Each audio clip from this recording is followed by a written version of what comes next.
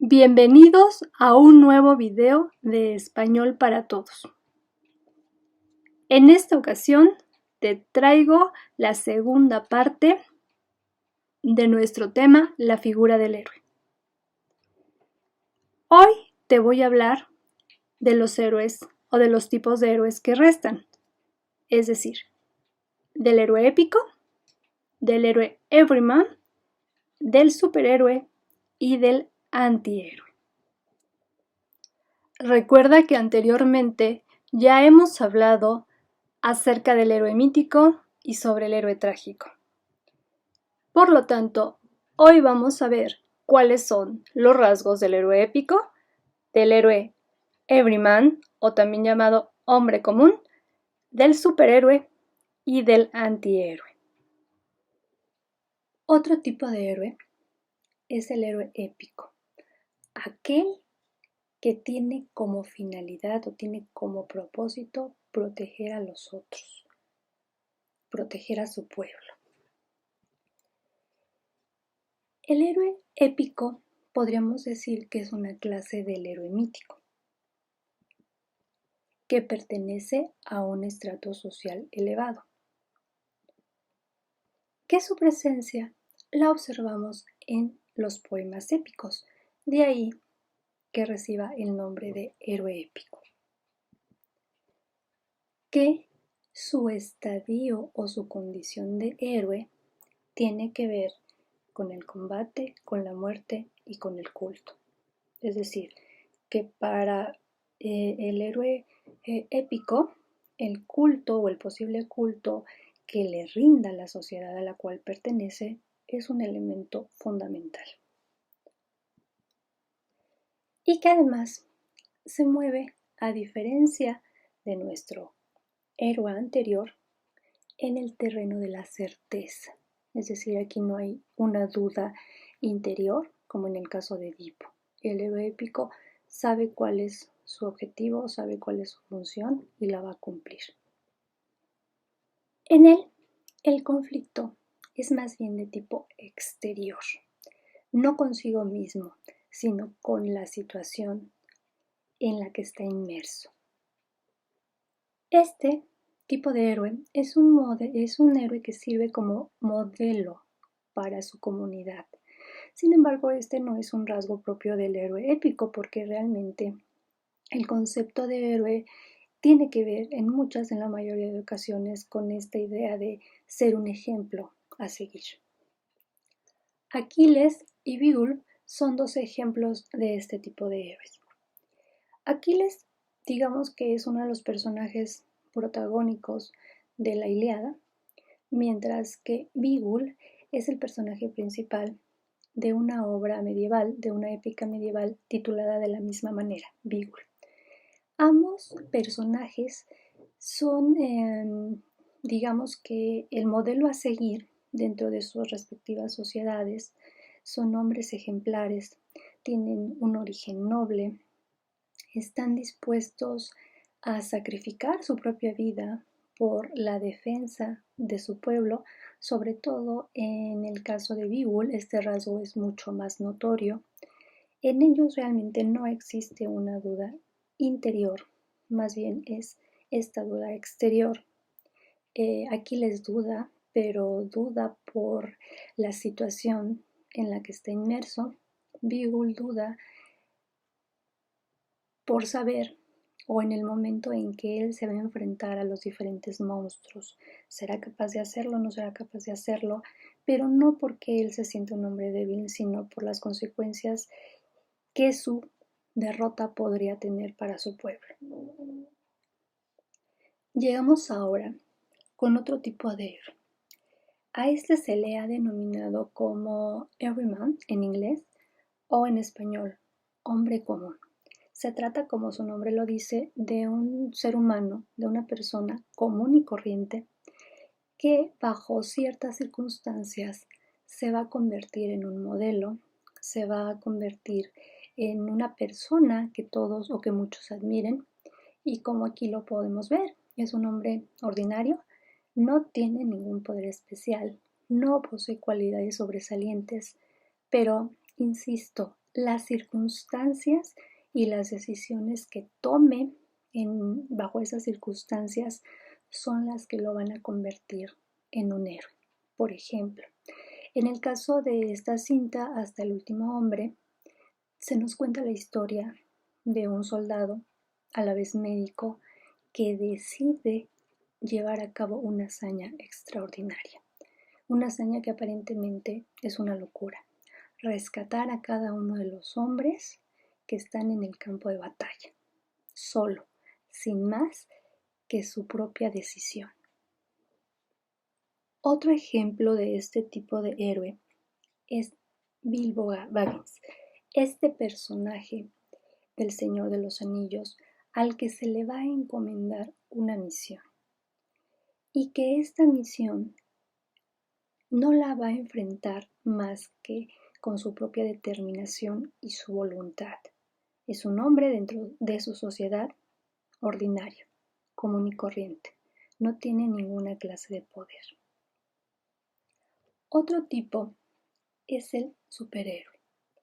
Dentro de esta categoría vamos a encontrar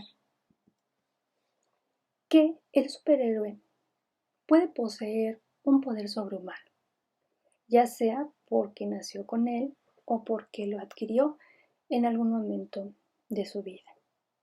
Este es un superhéroe, pero no solamente el superhéroe se puede distinguir por haber nacido con el poder o por haberlo adquirido. También encontramos que en algunos casos el superhéroe es portador de un traje con tecnología muy avanzada que lo convierte en un ser superior. En este caso, el superhéroe no es que haya nacido con un poder, sino más bien que el traje lo convierte en un ser distinto y al mismo tiempo el traje es el que le da esa superioridad frente al resto de los individuos comunes y corrientes. Hoy en día, como puedes ver aquí en esta ilustración, los superhéroes nos inundan. El mundo del cómic y ahora el mundo del cine, el cine llamado así, el cine de superhéroes, nos presenta una gran variedad y diferentes subtipos, digamos, de superhéroes. Sin olvidar que el superhéroe siempre será un héroe y que se regirá casi de la misma manera que lo ha hecho el héroe clásico por una serie de reglas y que además será un modelo a seguir, que será aquel que protege esta figura protectora y en el caso del superhéroe, esta figura que salva al mundo. Y encontramos hoy en día estos dos universos, el mundo de Marvel y el mundo de DC Comics, y tenemos ahí esta variedad de personajes, tanto los que han nacido con el superpoder, los que lo han adquirido en algún momento de su vida o los que poseen lo que mencionaba, un traje especial que los convierte en superhéroes. Ejemplos de superhéroes que han nacido con este poder, tenemos a Superman, que en realidad no es un ser humano, es un extraterrestre. En el caso de Spider-Man, tenemos el ejemplo del superhéroe que se ha convertido en eso, en superhéroe porque ha ocurrido un hecho específico en su vida. Tenemos el otro caso, el de Iron Man, que se convierte en superhéroe gracias a que puede fabricar un traje con tecnología muy avanzada. Hablemos finalmente del antihéroe. Esta figura tan controvertida hoy en día. Pero, ¿qué es en realidad un antihéroe? El antihéroe es alguien, digamos, totalmente inadecuado para el papel, pero que debe ponerse la capa de héroe, es decir, él no quiere. Las circunstancias lo van a llevar a que se ponga esa capa, pero no es una decisión que él haya tomado de inicio. El antihéroe, por lo tanto, va a tener un conflicto, como lo tiene también el héroe trágico. Probablemente no le guste su papel y quizás quiera ser compensado por sus esfuerzos, es decir, recibir alguna recompensa. Aún así, está dispuesto a asumir la carga y lograr su objetivo, es decir, lograr el bien de su comunidad. Sin embargo, no dejamos de preguntarnos, ¿puede una acción ser suficiente para redimir a alguien? ¿Qué pasa si vuelve a ser una, entre comillas, mala persona? También esto es parte del conflicto. Y no del conflicto ya de él, sino también del conflicto de la sociedad misma. Una persona puede llevar a cabo cualquier tipo de acción, sea mala o sea buena, para proteger a los demás y es justificable.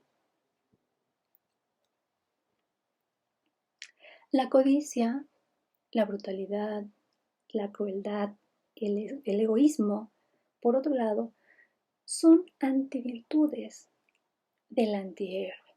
Y aunque cometa buenas acciones, no deja de ser codicioso, de ser brutal, de ejercer la crueldad o de ser egoísta. Y por lo general, el antihéroe puede sentir simpatía por una víctima, en particular debilidad por los desvalidos o incluso un deseo sincero de arrepentirse. Estas serían las características de un antihéroe. No deja de ser un héroe porque al final lo que él quiere es el bien para la sociedad en la que vive. Sin embargo, por el otro lado, sigue teniendo estas malas acciones, sigue siendo codicioso, sigue siendo egoísta, queriendo cosas para él, y este conflicto es lo que al final lo convierte en un antihéroe. Ejemplo de este tipo tenemos el clásico personaje Batman, pero en el mundo de los superhéroes hay muchos ejemplos de este tipo. Deadpool, no solamente podemos hablar o debemos hablar de los antihéroes o de los héroes, sino también de las mujeres que ocupan este papel. Pero ese será un tema para un video posterior. Como has visto, en esta ocasión hemos revisado la figura del héroe en términos masculinos. Sin embargo, espera próximos videos porque voy a abordar su contraparte. Sí, las heroínas. ¿Qué pasa con las heroínas en la literatura? Pero no solo en la literatura, sino en la vida actual, en la sociedad del siglo XX, del siglo XXI. Pues espero que te haya gustado el video y si ha sido así, no olvides suscribirte. Y también activa las notificaciones para que estés al tanto del contenido nuevo que estaré subiendo. Muchas gracias y hasta la próxima.